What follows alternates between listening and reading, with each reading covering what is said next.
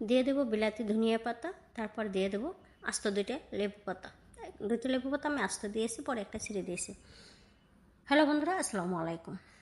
নতুন একটা রেসিপি নিয়ে হাজির হয়ে গেলাম। আসলে পাঙ্গাস মাছ সবাই খেতে চায় না, পাঙ্গাস মাছের থেকে একটা গন্ধ আসে, তার জন্য তো আজকে আমি যেভাবে পাঙ্গাস মাছ রান্না করব এভাবে এর স্বাদ মুখে লেগে থাকবে। তো প্রথমে আমি একটি চুলায় প্যান বসিয়ে দিয়েছি, তাতে দিয়ে দিয়েছি পরিমাণ মতো তেল, তারপর দিয়ে দিয়েছি পেঁয়াজ কুচি। পেঁয়াজ কুচি দিয়ে আমি পেঁয়াজটা কিছুক্ষণ ভেজে নিয়েছি, একটু লাল লাল করে ভেজে নিয়েছি পেঁয়াজটা। তার ভিতরে দিয়ে দিয়েছি আমি বড় একটা টমেটো কুচি করে, হলুদের গুঁড়া, মরিচের গুঁড়া, ধনিয়ার গুঁড়া আর জিরার গুঁড়া। বলতে ভুলে গেছি, আমি প্রথমে তেলের ভিতরে আস্ত মশলা দিয়েছিলাম, এলাচি, দারুচিনি আর 2টা লবঙ্গ দিয়ে তেলে ভেজে নিয়েছিলাম। যাই হোক, এরপরে আমি আদা রসুনটা দিতে ভুলে গিয়েছি, পরে আমি আদা রসুনটা দিয়ে দিয়েছি। এই ফাঁকে আমি অন্য চুলায় আবার গরম পানি দিয়ে পাঙ্গাস মাছটা ধুয়ে নিয়েছি।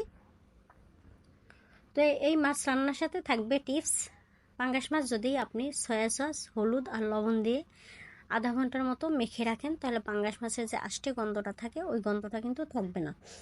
যাই হোক, এরপর আমি সব মশলা ভালো করে কষিয়ে নিয়ে তার ভিতরে আমি মাছ দিয়ে দিয়েছি। আমি এখানে 4 পিস মাছ নিয়েছি, আমি যেহেতু ভেঙে রান্না করব মাছটা, তার জন্য আমি 4 পিস মাছ দিয়ে দিয়েছি। আর মাছের পিসগুলো আমার যথেষ্ট বড় বড় ছিল।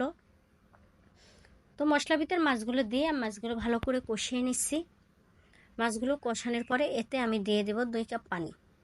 মাছগুলো সিদ্ধ যাতে হয়ে যায় সেই পরিমাণ বুঝে পানিটা দিয়ে দেবেন আপনারা। তো 2 কাপ পানি দিয়ে নেড়েচেড়ে আমি একটা ঢাকনা দিয়ে মাছটা ঢেকে রেখে দেবো সিদ্ধ না হওয়া পর্যন্ত। তো আমার মাছটা সিদ্ধ হয়ে গেছে, এই যে আমার মাছটা সিদ্ধ হয়ে গেছে। এবার মাছটা আমি ভেঙে নেব। আমি আমার হাতের খুসনটা দিয়ে মাছটা ভালো করে ভেঙে নেব। তো মাছটা ভাঙার পর পাঙ্গাস মাছ যেহেতু কাটা কম থাকে, আমরা কাটাটা উঠিয়ে ফেলে দেব। তো যেহেতু বড় বড় কয়েকটা কাটা, আমি কাটাগুলো, এই যে কাটাগুলো আমি উঠে ফেলে দিয়েছি। এবার আমি মাছটা ভালো করে শুকিয়ে নেব। মাছের যে পানিটা থাকবে এক্সট্রা, ওই পানিটা আমি নেড়েচেড়ে ভালো করে শুকিয়ে নেব।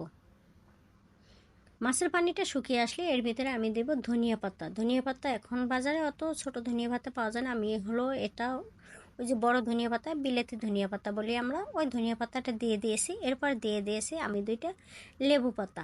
এই মাছের রান্না এই মাছের রান্নার স্বাদ, আসল স্বাদ বাড়াবে হলো এই লেবু পাতা 2টায়।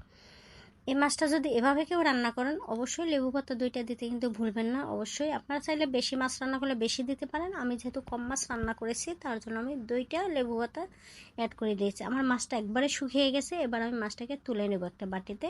তো আমার মাছটা আমি তুলে নিচ্ছি। এই যে দেখেন মাছের কালারটা কেমন এসেছে দেখতে। আসলে এটা এত সুস্বাদু হয়েছিল, মনে হয় 1 প্লেট ভাত আমি নিমিষেই শেষ করে ফেলেছি। তো দেখে এখনও আমার সুস্বাদু মনে হচ্ছে, এখনও খেতে মন চাচ্ছে। তো যদি পাঙ্গাস মাছ খেতে মন না চায়, তাহলে এভাবে একবার রান্না করে খেয়ে দেখবেন এটা কতটা সুস্বাদু হয়। যদি আমার ভিডিওটা ভালো লাগে, অবশ্যই লাইক, কমেন্ট, শেয়ার করতে ভুলবেন না।